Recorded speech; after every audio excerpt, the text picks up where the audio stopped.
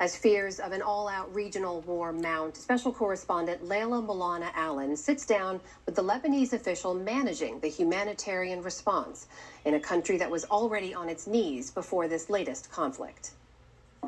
Earlier today, 90 Hezbollah missiles were launched across Lebanon's border into Israel, after what many here saw as a bold provocation yesterday. IDF soldiers planting an Israeli flag in Lebanese territory on the southern border. And Israeli Prime Minister Benjamin Netanyahu issued a warning to the Lebanese people. You have an opportunity to save Lebanon before it falls into the abyss of a long war that will lead to destruction and suffering like we see in Gaza. In the south, the IDF continued its campaign by air, land and sea, laying waste to Lebanese farming villages and hundreds of homes. And as the sun sets in the capital Beirut, fresh waves of airstrikes. This has become the new normal for Beirut's skyline at night. A large strike has just come in behind us in the southern suburbs. A ball of red fire and then black smoke spreading across the sky. These strikes come in now every hour overnight, bringing down huge high-rise buildings and decimating this part of the city. As the death toll in Lebanon passes 2,100, with more than 10,000 wounded, the NewsHour sat down with the man heading the crisis response, Lebanese Health Minister Dr. Firas Abiad, one of the few politicians in the country respected almost universally for his clean record and bipartisan attitude, who accused Israel's military of targeting civilians. It's the definition of carnage. We have been in previous wars, but we have never seen this level of indiscriminate attacks on civilians. Whole residential buildings collapsing completely, killing everyone who is in that building. How can we have excellent intelligence, knowing exactly who we're targeting, but at the same time claim that we don't know that there are civilians and that these were, unfortunate collateral damage? The only logical explanation is that we know exactly what we're doing, but we don't care. Israel says that it is targeting Hezbollah operatives and leadership, and they have been able to eliminate a large number of Hezbollah commanders and weapons depots in these strikes. So does Hezbollah not have a responsibility to remove civilians from those areas, or remove themselves and their weapons from areas where civilians are living?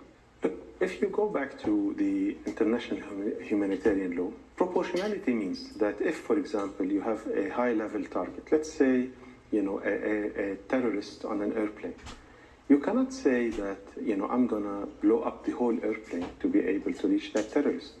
And even if you want to consider that it's extremely irresponsible of that terrorist to be on that plane, it doesn't absolve you from the responsibility.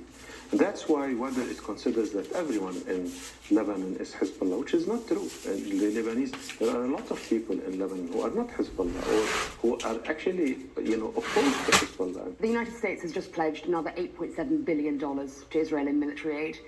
And the United States is also one of the main funders of aid in Lebanon. So we could end up in a situation where US-funded bombs are destroying infrastructure in Lebanon that is then being paid for by US aid to be rebuilt in the country. What do you want the international community to do now to help Lebanon?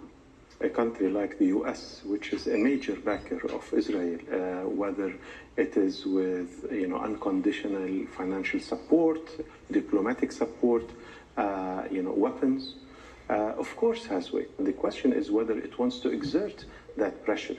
And up till now, we haven't seen anything to suggest that the United States is willing to exert the required pressure on Israel. The international community, more than sending aid, if they could just stop dropping the bombs, I think that will be helpful. What do you fear could be coming next in this conflict?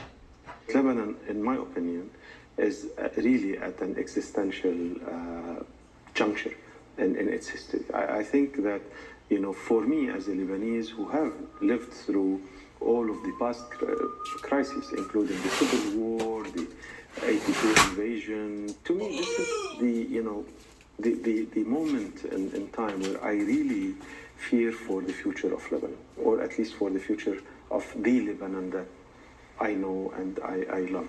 Will Lebanon truly embody what people say about them is the phoenix that rises among the ashes. I don't know. I know that we have the fire, we have the ashes, but whether we will be able to rise from this or whether this will prove to be really a bridge too far for us awaits to be seen. Across Lebanon tonight, more fire and more ashes. For the PBS NewsHour, I'm Layla Milana Allen in Beirut.